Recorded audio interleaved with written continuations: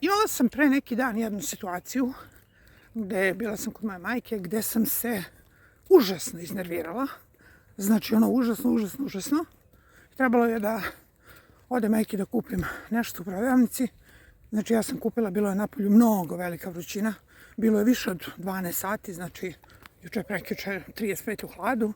Ja sam se toliko iznervirala da kad sam se vratila, a znači prodavnica je bukvalno 3 minuta, da kad sam se vratila i stala ispred ulaza gde ima ona, kako se zove, digitronska brava za otvaranje, ja nisam mogla da setim šifre. Znači probala sam 3 puta da ukucam šifru i nisam mogla.